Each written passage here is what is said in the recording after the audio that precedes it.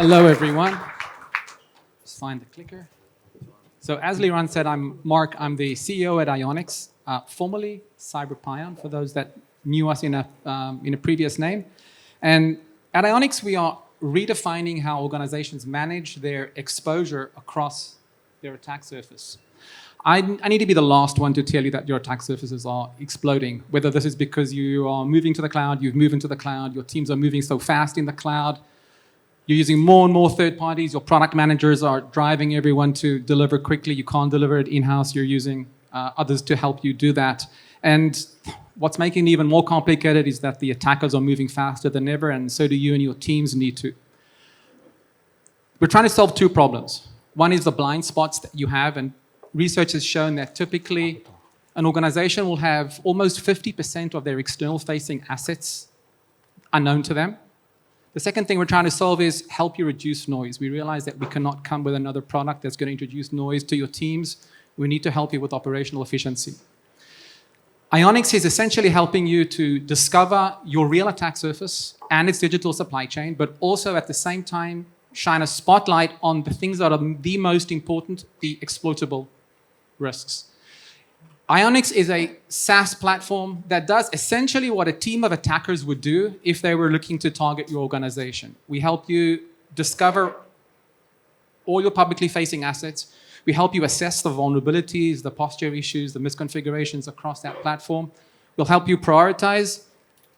This is where we do something different than the attackers. We actually help you remediate. We don't exploit them and cause harm.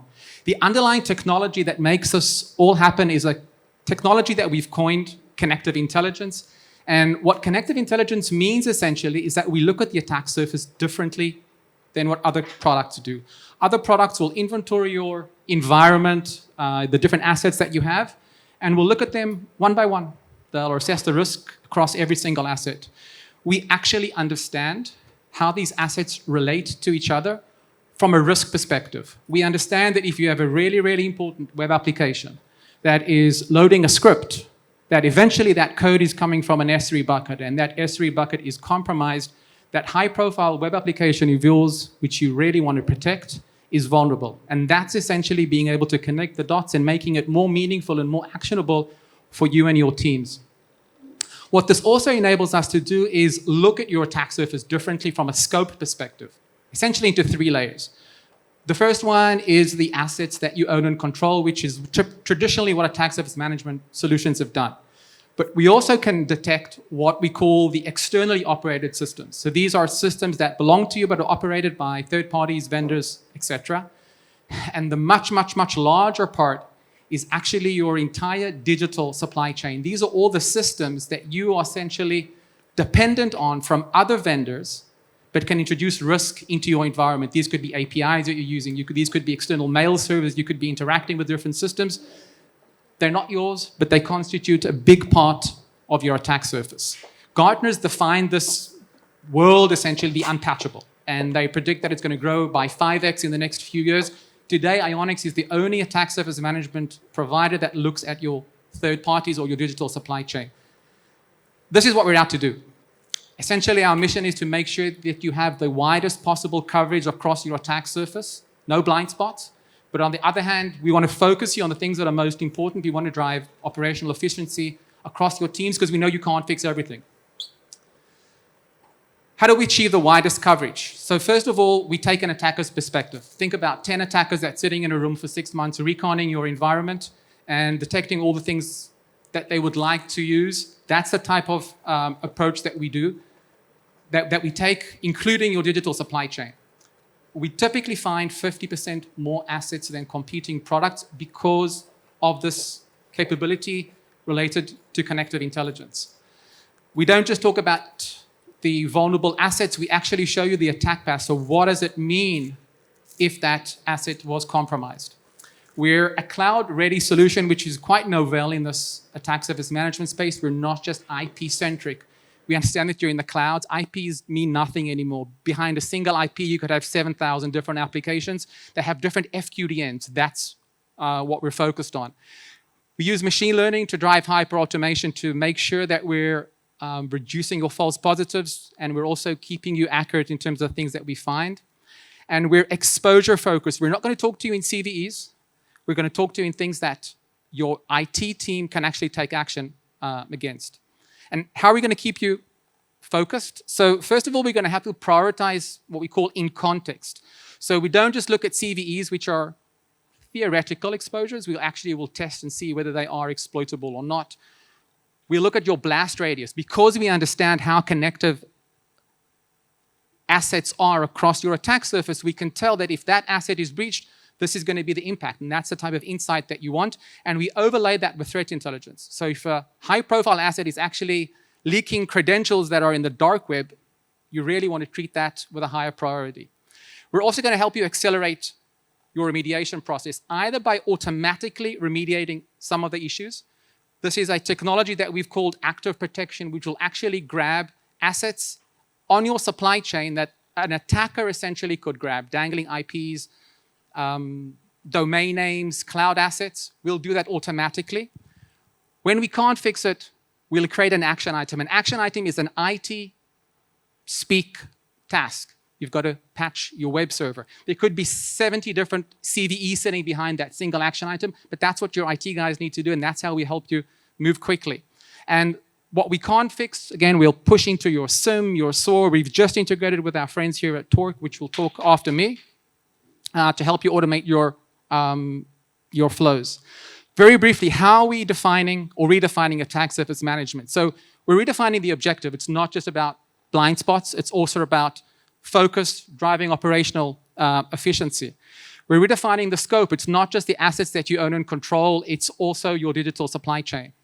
And we're redefining the approach. Through this connective intelligence, understanding the exact impact across your attack surface is the key, and that's what we want to make the most actionable. If you want to see Ionics with your data on it, typically you'll see 50% more assets than you actually knew you had. All the attack paths will help you score and benchmark. We're not going to share your scores, of course, with everyone. We're not another type of category. And we're going to help you see your biggest risk. If you do want to see what your attack surface looks like from an attacker's perspective, that's my email. And if you don't know, if you can't get my email, you can ask the guys at Zoom Info. They have it. And if you stood through the Nerd Zook presentation on Sunday, this is olive oil, not snake oil. Thank you very much. All right.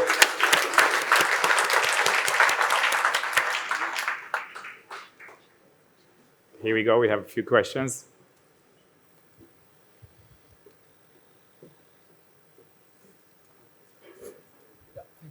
Hi, thank you very much. So I'm now going to call this the Walmart question from now on. My question is, how do you make this scale? So today we have many Fortune 500 companies that use the solution. This is built to scale. It's all automated. The discovery process that finds all your assets will typically do within about 12 hours, what, as I said earlier, what a team of 10 hackers would take 6 months to recon your environment. This is how we scale. We have a small team of analysts that help us in edge cases, mainly to improve our machine learning that does a lot of this detection. But this is built to scale. This is scale. There was another question there. Just wait for the mic. When you mentioned corporate assets, what exactly do you mean? So the way we define an asset is essentially an FQDN or an IP address, but we actually discover what exactly the asset is behind that. It could be a mail server, it could be a web server, it could be an S3 bucket. What we'll do is, as we look at, we'll find all the FQDNs, we'll figure out what's sitting behind that FQDN, because that's actually the asset that we want to be able to test. We will test it appropriately. So we have different tests essentially for an S3 bucket or for an Azure blob, which are the same type of object, but they have different issues, and therefore our testing will be appropriate. Essentially to understand exactly what type of an asset is and to find the potential issues that asset may have. And this applies, of course, not just to the assets that you own and control, but to your attack surface as well, if this could be public DNS that you're using, other types of infrastructure. We have time for one more, Anne, maybe?